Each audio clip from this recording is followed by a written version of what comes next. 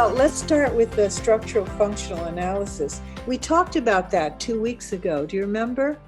Yeah, I know what the structural is. I'm just not sure what the functional is. Okay, think about this. Right now, you're talking to me. Which ego state is talking to which ego state? Adult to adult, I would hope.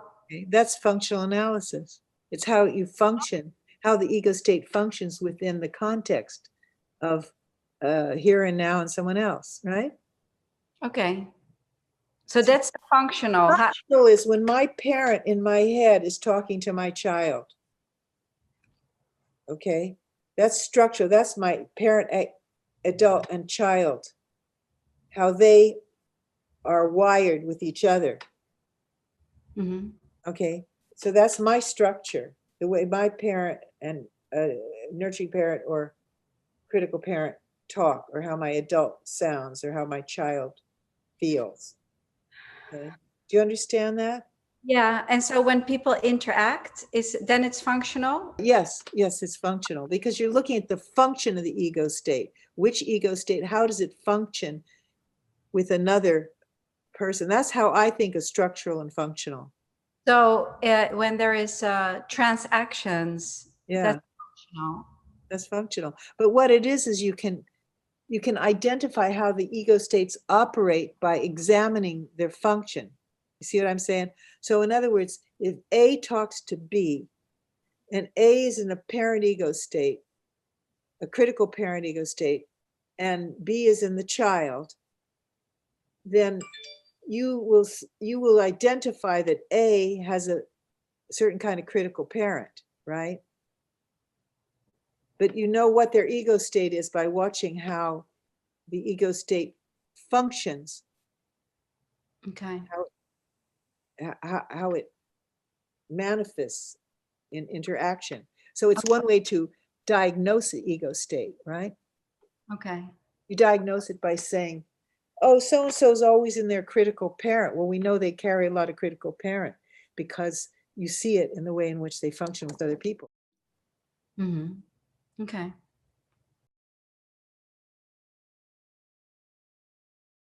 What about, tell me about 3 ways of structuring time. It's withdrawal. Yep.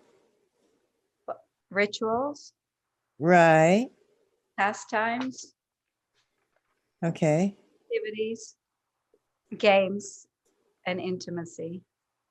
You got it. Withdrawal, rituals, pastimes. There was one more, games. What else did you say? Intimacy.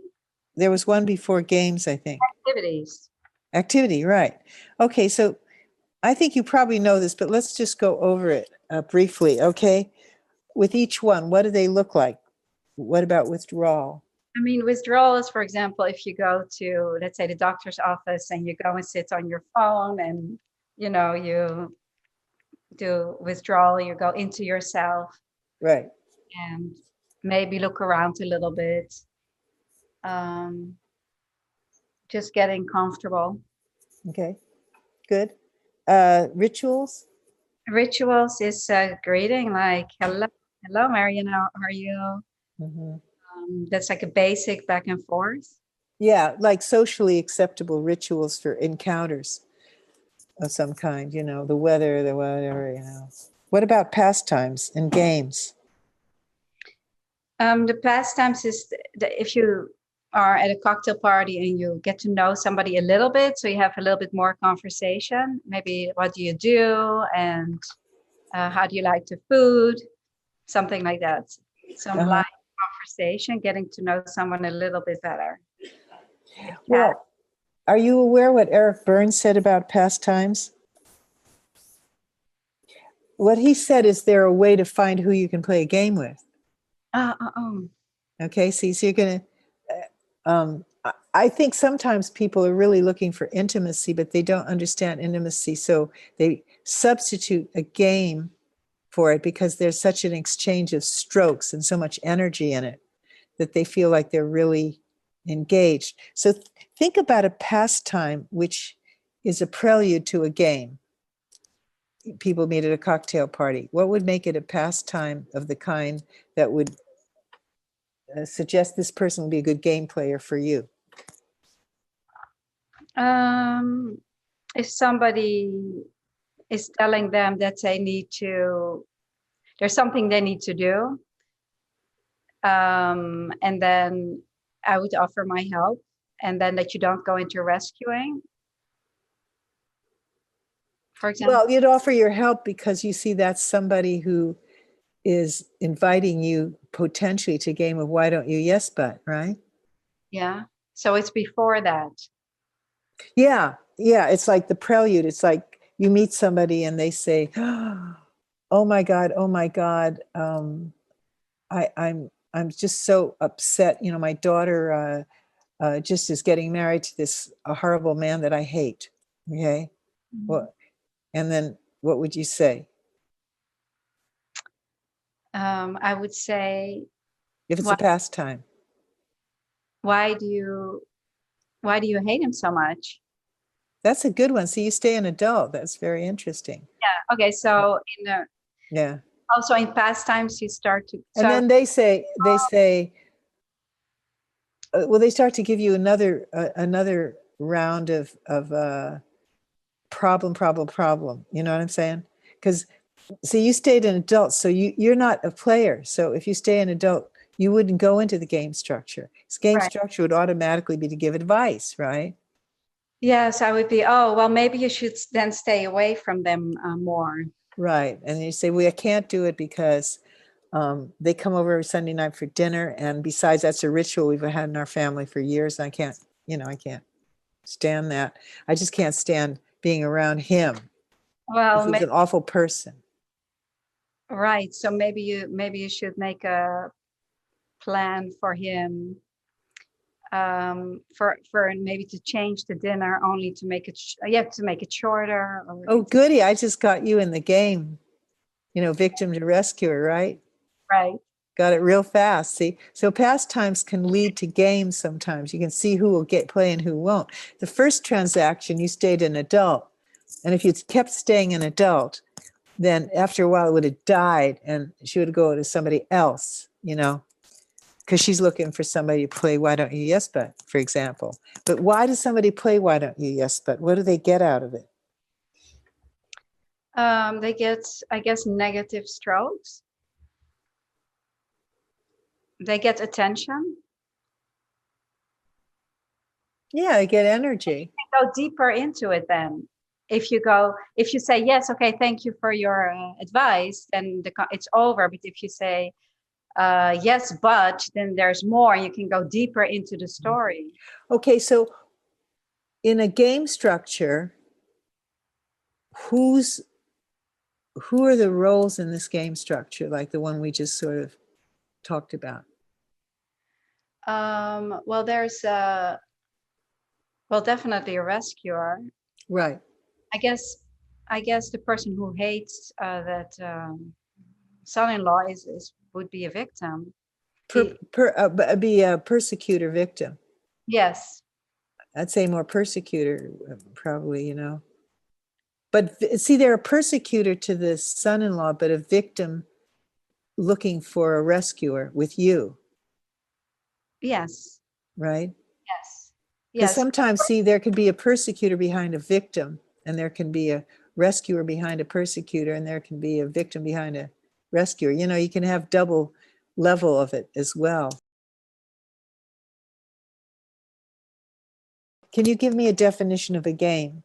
It's a transaction between people where there is a rescuer, persecutor, and a victim.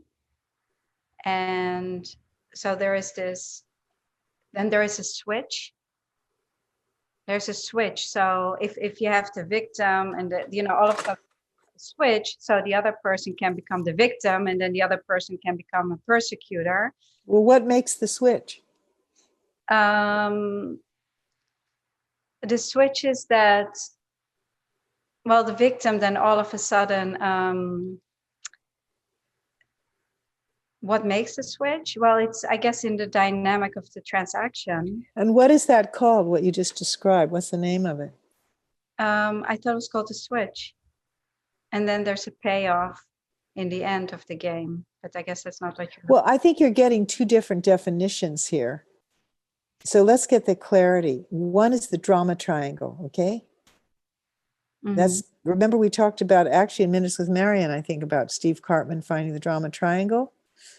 So remember to call it the drama triangle, because what is key about it is the drama of moving from one of those roles to the other. And remember, they are roles, okay? Roles, R-O-L-E-S, roles. You know what I'm saying? Okay. Now, the other definition of a game, which goes more back to what Eric thought, are you aware of how to define it? How to define a game? Yeah, the way Erica described it originally. With the switch and the pay, there has to be switch and a payoff? Yes, that's the end point of it.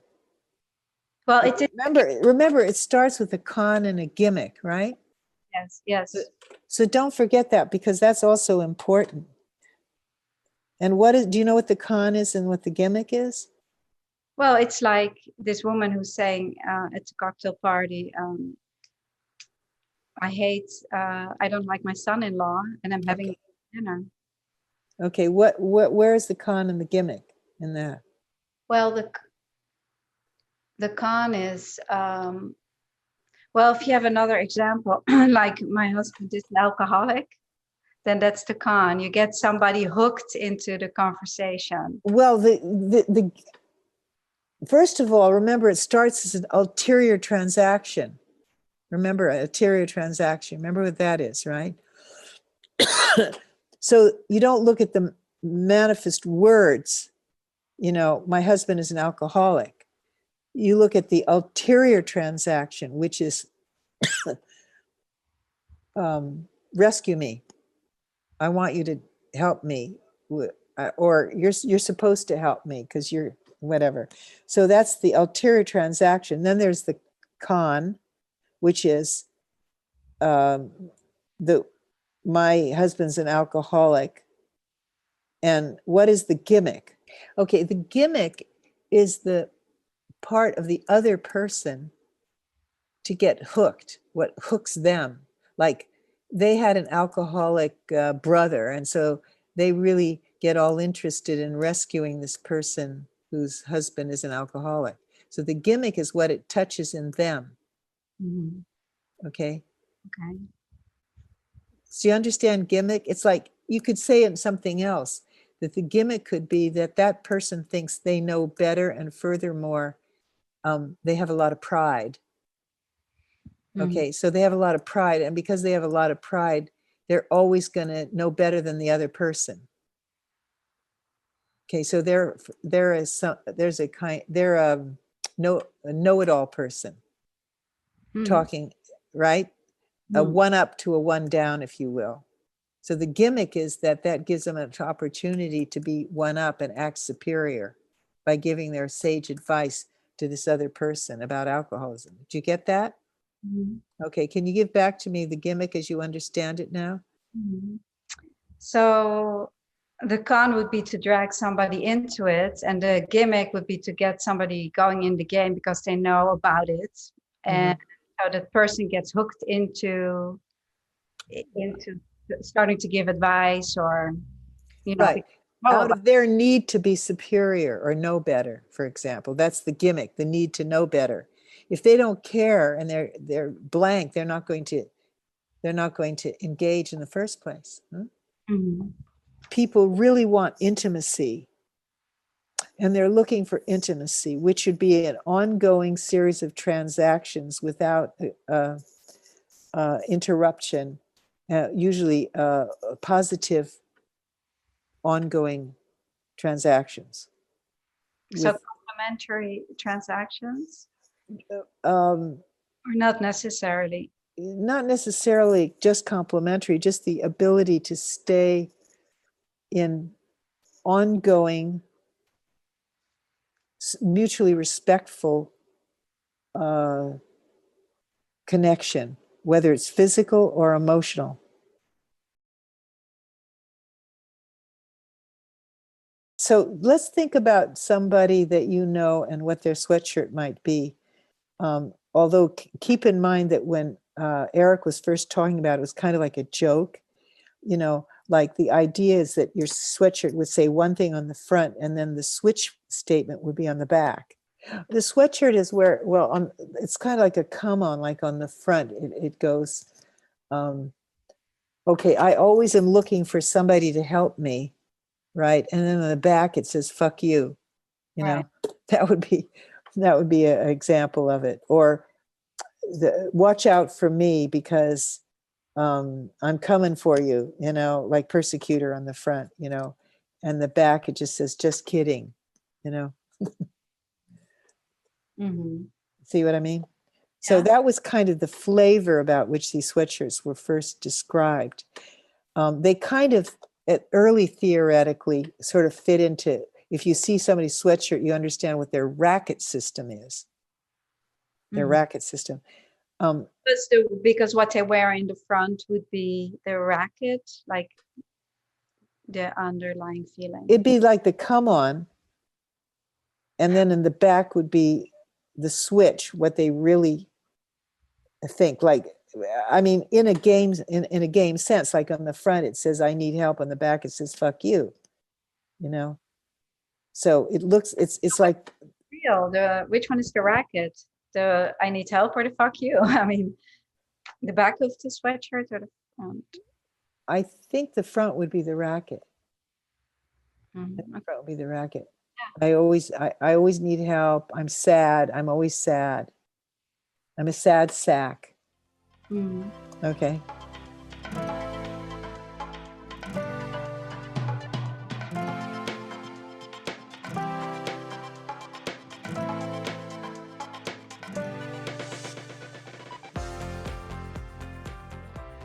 People sometimes have fun with this one, but it's not a very good clinical concept, really. It's just for fun. But you might want to keep it in mind because it fits in with game theory and racket theory. Mm-hmm. You sound thrilled about this. No, it's a lot of theory. So I have to start to recognize it in life somehow. Right. Well, I think the best way for you to think about it, rather than how the sweatshirt has one message and then another, is just think about your intuition when you're in a group of people and how you can read people right away. Now, how does that happen that you right away read something about their posture, the way they look, their voice, the way they talk, and you right away have an assessment of them psychologically or emotionally very quickly. You don't just meet a person blank and have nothing, no reaction to them. You can have a lot of reactions to them, and you're probably going to read them, right? Mm-hmm. So that comes from your own history. The little professor, the Right. little professor, but that's a read on that person.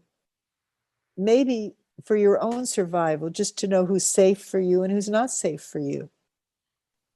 Well, yeah, I guess after doing this kind of work, do you still then get into games like that? Pastimes and games. Why would you then? Why? Well, are you assuming that the knowledge that one has about games, rackets, and scripts protects you from actually acting them out? You think so? Or do you still get into it? I mean, you have been. I think all people do. I think they do. I know I can get into a game with someone. I mean, I think the main issue would be that I know what it is and I know about it quickly enough that I can more easily get out of it because I know what it is. Because when people don't understand it, they can just go on continuously for, days, weeks, months, years. But But because what you want is strokes. So is it always negative then? The purpose of a game is to get strokes. So is it always negative or can it be a good game? you know? I think there was an attempt to try to define good games and didn't go very far. Put it that way. I think it. Maybe you can create that theory. The good game theory. Okay, well, see, I think games are by their nature, the definition, are kind of cynical, you know. But it is to get strokes. It is That's to get strokes in lieu of the ability to have intimacy, yes. Because yes. intimacy is ongoing strokes without a switch or a interruption or a disruption. Hmm? How boring. Well, sometimes people start games just for dramas and for excitement, actually. You know, you just said that and you look like you blushed. So I'm wondering, were you thinking about yourself in some way? I don't know if I still, but I used to like a lot of drama. Yes. Always look for drama because it gives you the adrenaline and probably the strokes in a way and all of that. So It's wonderful that you say that because that's such a true thing about games. And I think that's a very, very smart thing you said, that you saw it in yourself and you can see it in other people, that things get a little boring in life, you know? So, you know, do I look at a horror movie or do I look at no movie? You know, yeah. would I rather have a high intensity stroke situation or be bored? You know, or be blank or Why? have nothing. Yeah. So, yes. Doing all this work, you become very aware of it. Just doing the Yes. work also. Yes. And good for you because you get it. You really get it. I'm proud of you. I think the stroke comes from the drama feeling, that you're noticed, that you recognize that there's a high energy in it. And that feels like a stroke because you're really connecting with another person in a very energetic way. It can't feel bad. No, not then. It doesn't feel bad at first. It feels bad when you get a payoff. Or, for example, the rescuer keeps trying and trying, finally gets exhausted, gives Yeah. up on rescuing and switches to persecutor. Then, That's then walks away from it feeling defeated because not only did they not help a person, but they switched and brought out persecutor part of them, and then they walk away from themselves with themselves feeling not good about themselves. Right. So payoffs usually are not good feelings.